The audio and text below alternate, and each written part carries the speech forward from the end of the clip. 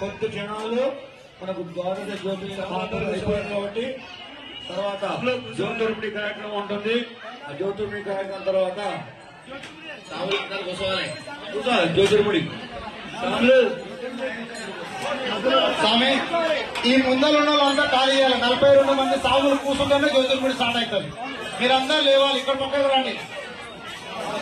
42 మంది సాగులు అందరూ లేవాలి.